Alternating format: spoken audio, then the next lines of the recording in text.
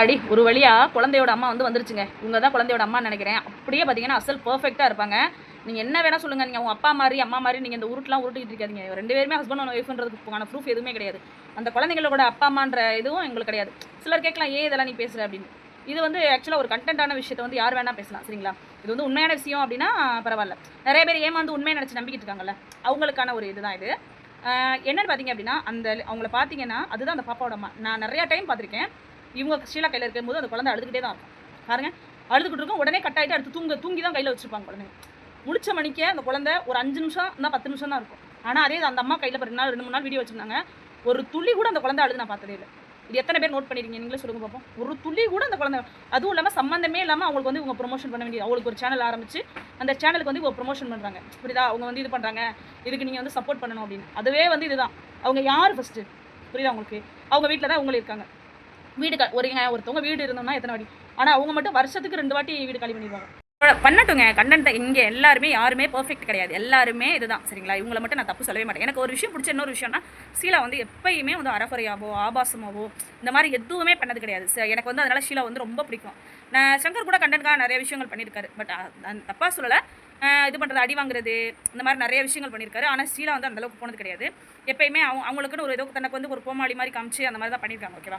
நான் அதுக்கு நான் குறை சொல்லவே இல்லை. பட் இதை கண்டென்ட்னு சொல்லிட்டு பண்ணனால அது ஒன்றும் பிரச்சனை இல்லை.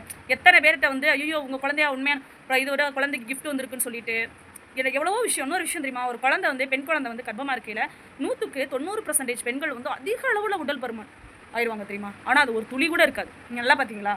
நான் கூட இருந்தால் பாய் பேபியாக இருக்கும்னு நினச்சேன். ஏன் அப்படின்னா உண்மையாகவே கன்சீவாக இருந்தால். ஏன்னா வயிறு சின்னதாக தான் இருந்துச்சு. வயிறு பெருசாக இருக்குங்க. ஒரு சிலருக்கு தான் வயிறு சின்னதாக தான் இருக்கும். சரிங்களா? ரீசெண்டாகவே நம்ம கேப்ரில்லா இருக்காங்கல்ல, சுந்தரி சீரியல் ஆக்டர், அவங்களுக்கே பார்த்தீங்கன்னா அவங்க அவ்வளோ லீனாக இருப்பாங்க. எவ்வளோ குண்டாக இருந்தாங்க பார்த்தீங்களா? அவ்வளோ வெயிட் போட்டு. அவங்க பாப்பா கேர்ள் பேபி தான். நம்ம ஸ்னேகன் மேம் அவங்களுக்கு பார்த்தீங்க அப்படின்னா அவங்க ட்வின் கேர்ள் தான். அவங்களுக்கும் பொம்மடுக்கு மட்டும் ஜப்பியா. ஆனால் நம்ம ஷீலாக்காவை மட்டும் பார்த்தீங்கன்னா அப்படியே இருப்பாப்ல. கன்சீவாக இருக்கலே அப்படி தான். குழந்தை பிறந்ததுக்கப்புறம் அப்படி தான். நம்மளேங்க எவ்வளோ லீனாக இருக்கும். நீங்கள் எல்லாம் யோசிச்சு பாருங்கள். எவ்வளோ ஒல்லியாக இருந்தாலும் அவ்வளோ வெயிட் போடுங்க. பயங்கரமாக வெயிட் போடும். ரொம்ப ஆண் குழந்தை வச்சுருக்கவங்களுக்கு மட்டும் தான் மேக்ஸிமம் வெயிட் போடுறது கம்மியான முறையில் இருக்கும். சரிங்களா? அதில் ஒரு சிலர் தான் குண்டாவாங்க. இல்லை அப்படின்னா செகண்ட் பேபிக்கு அவங்க வெயிட் போட்டுருவாங்க. இந்த மாதிரி நிறைய விஷயங்கள். வயிறு அப்படியே சொல்லுவாங்கள்ல, அப்படியே பரவி இருக்கும் அப்படின்னு மாதிரி சொல்லுவாங்க. ஒரு பெண் குழந்தை ஒரு தாய் சுமக்கும் போது அந்த மாதிரி எந்த ஒரு விஷயமும் நான் பார்த்ததா இல்லை. ஸோ எனக்கு இன்ன வரைக்குமே எனக்கு நம்பிக்கை இல்லவே இல்லைங்க. நீங்கள் யார் என்ன சொன்னாலும் நான் அந்த குழந்தைக்கு அம்மா ஷீலா தான் அப்படின்னா நான் ஏற்றுக்கவே மாட்டேன். கண்டென்ட்னா சீக்கிரம் சொல்லி தொலைங்க பக்கீலா. ஆர்வமாக இருக்கா இல்லையா? ஏன்னா பர்ஃபெக்டாக அப்படியே இருக்கா. நிஜமாக அந்த பாப்பா, குட்டி பாப்பா பார்த்தீங்கன்னா அந்த சிஸ்டர் தூக்கி வச்சிருக்கையில அவங்கள மாதிரியே தான் இருக்குது. இதை விட அவங்க தூக்கி வச்சிருக்கும் போது ஒரு துளி கூட அந்த பாப்பா அழுது கிடையாது. நீங்கள் நல்லா பாருங்கள், இந்த வீடியோஸ் ஃபுல்லாக பாருங்களேன். 2-3 நாளாக தூக்கி வச்ச மாதிரி போட்டிருப்பாங்க. அந்த 2-3 நாளாக அந்த குழந்தை அழுததே கிடையாது. அதே இது ஷீலாட்ட இருக்கிற போது பூரா அந்த குழந்தை அழுகும். அடுத்த கட்டு அந்த செகண்டில் கட் பண்ணிவிட்டு அடுத்து பார்த்தா தூங்குற மணிக்கு தான் வீடியோ போடுவோம்ல. பார்த்துருக்கீங்களா? ஏன் ஒரு அம்மாட்ட இருக்கும்போது குழந்தை அழுகுது? இந்த மாதிரி நிறைய விஷயம் நீங்கள் பார்த்துக்கோங்க. அம்மாவால் 5 நிமிஷத்தில் சமாதானப்படுத்த முடியாதா? புரிஞ்சுக்கங்க. சரிங்களா? நிறைய விஷயங்கள் இருக்குது. என்ன சொல்லிட்டு பண்ணிட்டா அப்படின்றது தான். நான் நீ ஏன் அதை பேசுகிற அப்படின்னு கேட்கலாம். அப்படி தோணுச்சுன்னா தயவுசெய்து ஸ்கிப் பண்ணிட்டு போயிடுங்க. சரிங்களா?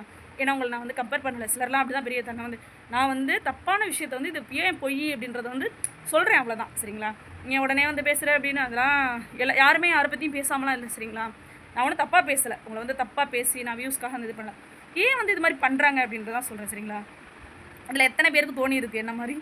இல்லை கன்ஃபார்மாக அவங்க அம்மா அப்பா இல்லை அப்படின்னு எனக்கு தோணிக்கிட்டு இருக்குங்க. என்றைக்கு இந்த குட்டி வெளிச்சு படந்தில்லை.